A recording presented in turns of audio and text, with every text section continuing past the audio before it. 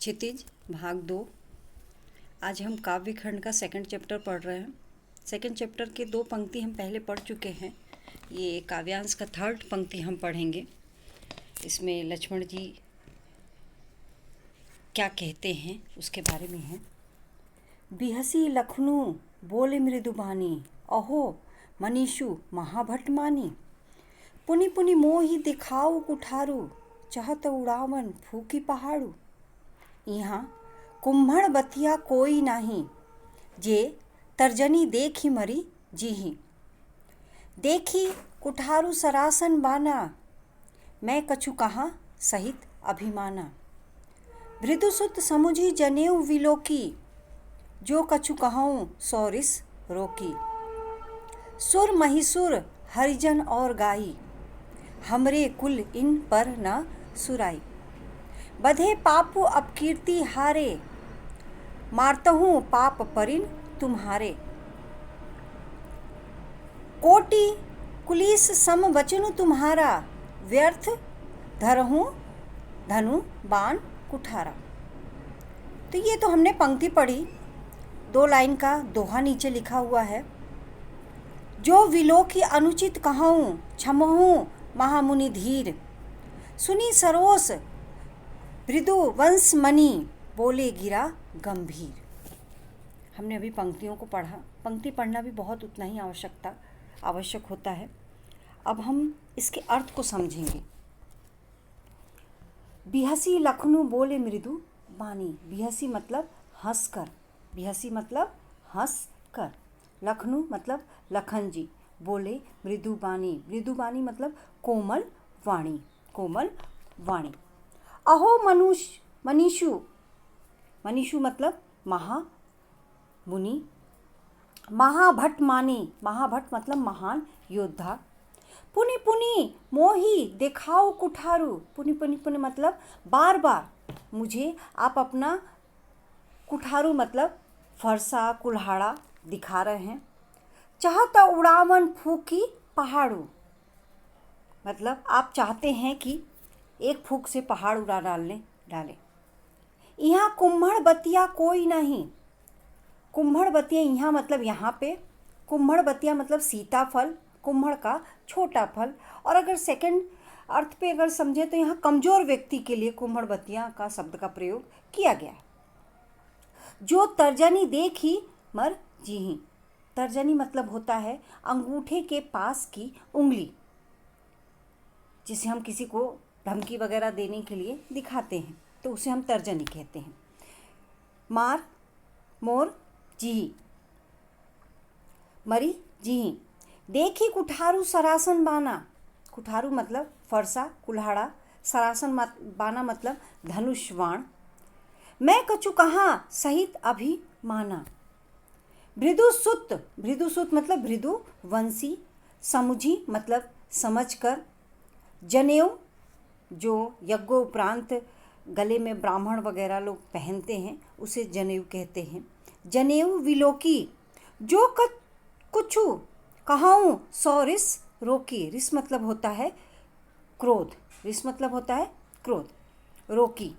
सुर महिसुर हरिजन और गाय। सुर महिसुर हरिजन और गाय। सुर मतलब होता है देवता, महिसुर मतलब ब्राह्मण, हरिजन मतलब भगवान के भक्त और गाय मतलब गाय। हमारे कुल इन पर न सुराई, हमारे कुल इन पर न सुराई मतलब सुराई मतलब होता है हमारे कुल की परंपरा के हम इन चारों पर अपनी वीरता नहीं दिखाया करते। बधे पापु अपकीर्ति हारे। अपकीर्ति मतलब होता है अपयश और बधे मतलब बध करके। पापु मतलब पाप। मातहूँ पाप परिन तुम्हारे, मातहूँ पाप परिन तुम्हारे। परिन मतलब पैर, पड़ूंगा मैं तुम्हारे।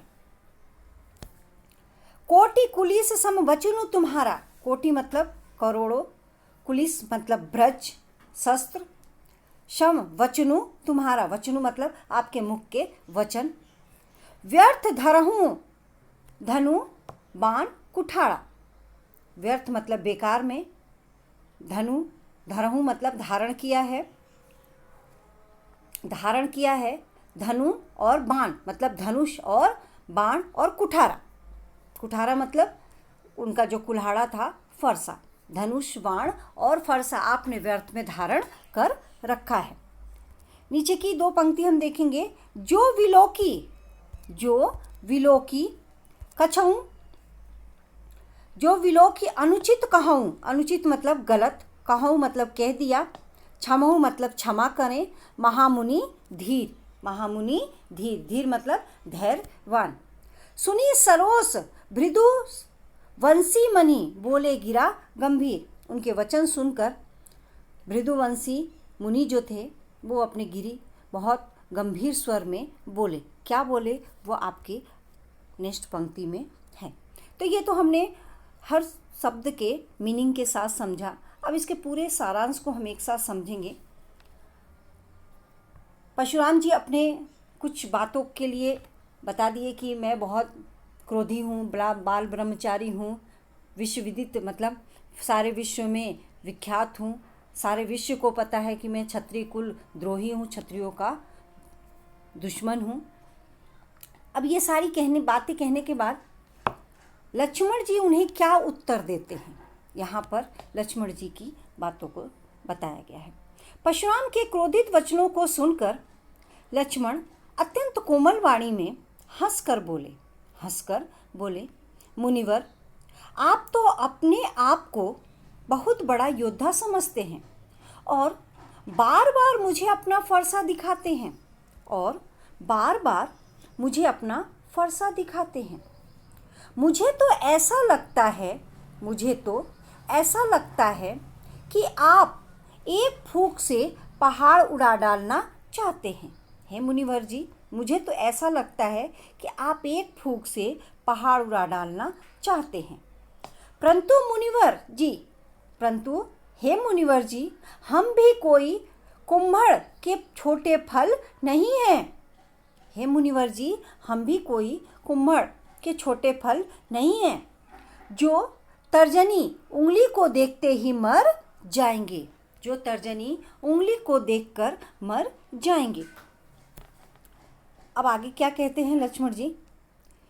हे मुनि जी, मैंने आपके हाथ में फरसा और धनुष बाण देखकर ही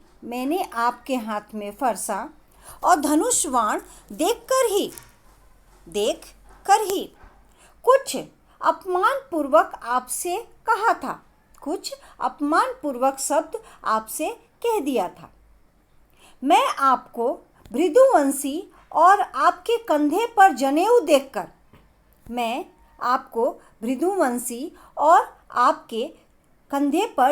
देखकर अपने क्रोध को सहन कर रहा था। अब लक्ष्मण जी आगे क्या कहते हैं? हे मुनिवर, हमारे कुल की यह परंपरा है कि हम सुर मतलब देवता, ब्राह्मण, भगवान के भक्त और गाय इन सभी पर हम अपनी वीरता नहीं दिखाया करते। लक्ष्मण जी कहते हैं कि हे मुनि जी, हमारे कुल की यह परंपरा है कि हम देवता, ब्राह्मण, भगवान के भक्त और गाय इन सभी पर वीरता नहीं दिखाया करते, क्योंकि इन्हें मारने से पाप लगता है और इनसे हार जाने पर अपकीर्ति होती है। इन्हें मारने से पाप लगता है और इनसे हार जाने पर अपकीर्ति होती है। इसलिए यदि आप मुझे मार भी दे तो मैं आपके पैर पड़ूंगा।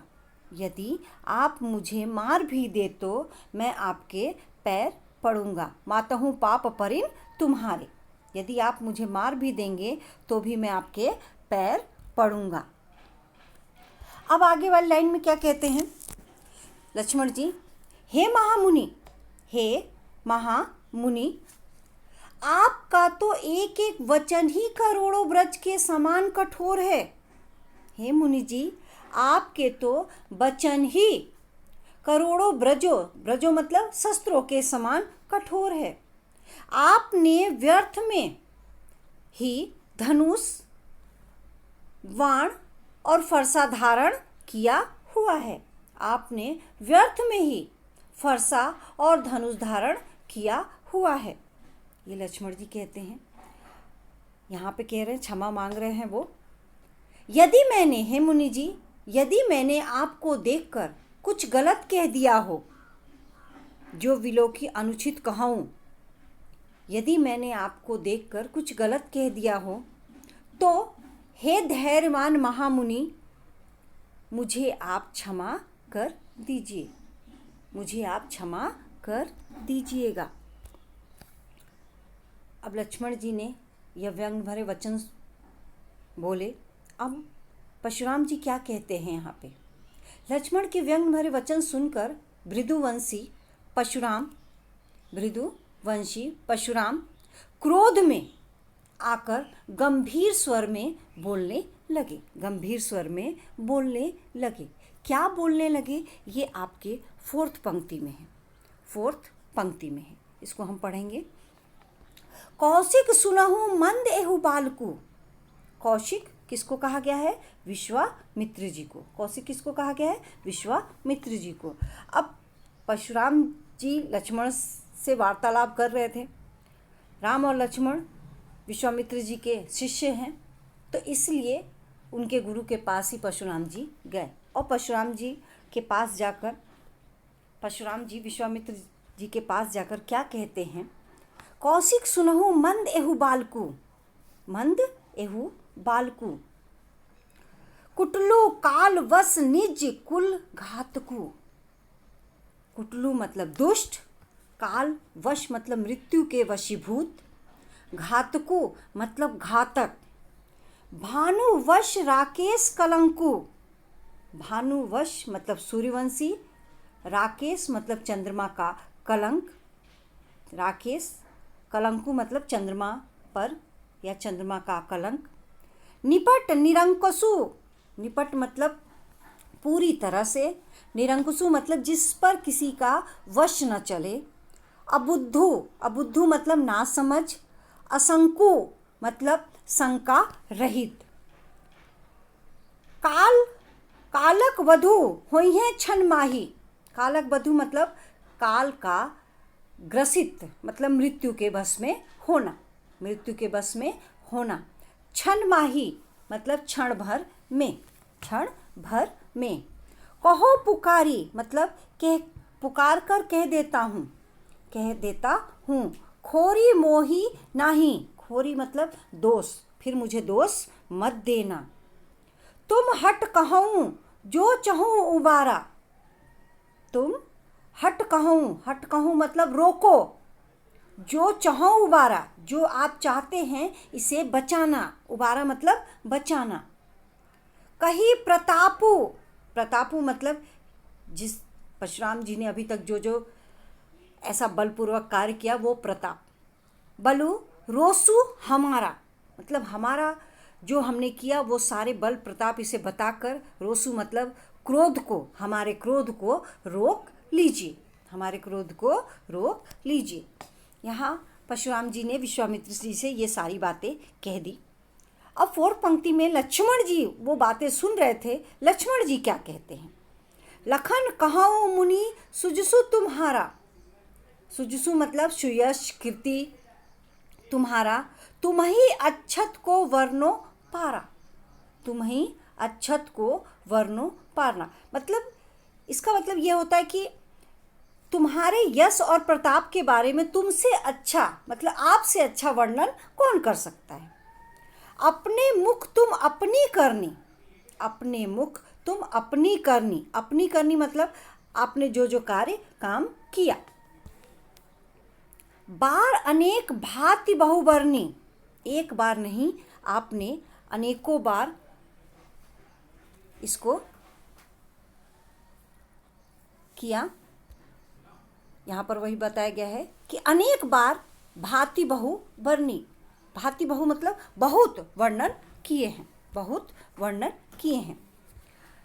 अब आगे लक्ष्मण जी कहते हैं कि नहीं संतोषु, इस पर भी अगर आपको संतोष नहीं है तो पुनि मतलब फिर से कुछ कह दीजिए। इस पर भी अगर आपको संतोष नहीं है तो फिर से और कह दीजिए। जनी रिस रोकी दुसा दुख सहाऊं, मतलब अपने मन में बात रख कर अपने हृदय के क्रोध को और अधिक मत बढ़ाइए, स्वयं को दुख कष्ट मत दीजिए। वीर व्रती तुम धीर अछोभा, वीर व्रती मतलब वीरता का व्रत धारण करने वाला, अछोभा मतलब क्षोभ रहित। गारी मतलब गाली, देत न पहुतु शोभा, आप व्रत, यहाँ लक्ष्मण जी कहते हैं कि आप वीरता का व्रत धारण करने वाले महान योद्धा हैं, आपके मुख से गाली शोभा नहीं देती, आपके मुख से गाली शोभा नहीं देती। अब ये 2 लाइन के दोहे हैं। सुर समर करनी करही, सुर मतलब होता है सूरवीर, समर मतलब युद्ध का मैदान, समर मतलब युद्ध का मैदान, युद्ध भूमि। कहीं रन जनावही आपू, विद्यमान रन पाई, रन मतलब युद्ध का मैदान। रिपु कायर कथनी प्रतापु, मतलब युद्ध के मैदान में शत्रु को उपस्थित पाकर कथनी प्रतापु मतलब अपने प्रताप का डिंग हाँकने वाला कायर होता है, कायर होता है। तो ये तो हमने पंक्ति के साथ पंक्तियों के एक एक शब्दों के मीनिंग के साथ समझे। अब हम इस पूरी पंक्ति का डिटेल में सारांश समझेंगे। परशुराम को लक्ष्मण की व्यंग भरी बातों को सुनकर और क्रोध आ गया और वह विश्वामित्र जी से बोले। परशुराम जी को लक्ष्मण जी की व्यंग भरी बातें सुनकर और क्रोध आ गया तो वह विश्वामित्र जी से बोले, हे विश्वामित्र जी, हे विश्वामित्र जी, यह बालक लक्ष्मण बहुत कुबुद्धि और दुष्ट है, बहुत कुबुद्धि और दुष्ट है और यह काल मतलब मृत्यु के वश में आकर अपने कुल का घातक बन रहा है। यह मृत्यु के वश में आकर अपने कुल मतलब अपने खानदान का घातक बन रहा है। यह सूर्यवंशी बालक चंद्रमा पे लगे कलंक के समान है। यह सूर्यवंशी बालक चंद्रमा पे लगे कलंक के समान है। यह मुझे पूरी तरह से, परशुराम जी कहते हैं कि यह मुझे पूरी तरह से उद्दंड, मूर्ख और निडर लगता है, पूरी तरह से उद्दंड, मूर्ख और निडर लगता है। अभी यह क्षण भर में काल का ग्राम हो जाएगा, अभी यह क्षण भर में काल का ग्राम हो जाएगा। इसका मतलब होता है मैं क्षण भर में इसे मार डालूंगा, मैं क्षण भर में इसे, पल भर में इसे मार डालूंगा। मैं अभी से यह बात कह रहा हूँ, मैं सभा में पुकार कर अभी से ये बात कह रहा हूँ, बाद में मुझे दोष मत दीजिएगा, बाद में मुझे दोष मत दीजिएगा। हे विश्वामित्र जी, परशुराम जी कहते हैं कि हे विश्वामित्र जी, यदि आप इसे बचाना चाहते हैं, यदि आप इसे बचाना चाहते हैं तो इसे मेरे प्रताप, बल और क्रोध के विषय में बताकर और अत्यधिक बोलने से मना कर दीजिए। अगर आप इसे बचाना चाहते हैं तो इसे मेरे बल और प्रताप के विषय में बताकर अत्यधिक बोलने से मना कर दीजिए, अत्यधिक बोलने से मना कर दीजिए। अब ये तो परशुराम जी विश्वामित्र जी से सारी बातें ये कह दिए। इतने पर लक्ष्मण जी फिर उठते हैं और लक्ष्मण जी क्या कहते हैं, लखन कहो मुनि सजसु तुम्हारा। लक्ष्मण इतने पर भी नहीं माने और परशुराम को क्रोध दिलाते हुए बोले, हे मुनिवर, आपका सुयश आपके रहते हुए दूसरा कौन वर्णन कर सकता है, आपके रहते दूसरा वर्णन कौन कर सकता है। आप तो, लक्ष्मण जी कहते हैं, आप तो अपने ही मुख से अपनी करनी और अपने विषय में अनेक बार अनेक प्रकार से वर्णन कर चुके हैं। लक्ष्मण जी कहते हैं यदि इतना सब कुछ कहने के बाद भी, यदि इतना सब कुछ कहने के बाद भी आपको संतोष नहीं हुआ तो कुछ और कह दीजिए, तो कुछ और कह दीजिए।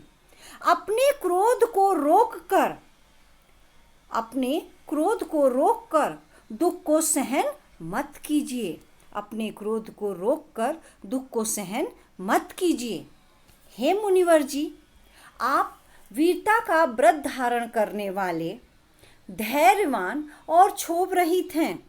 हे मुनिवर जी, आप वीरता का व्रत धारण करने वाले, धैर्यवान और क्षोभ रहित हैं।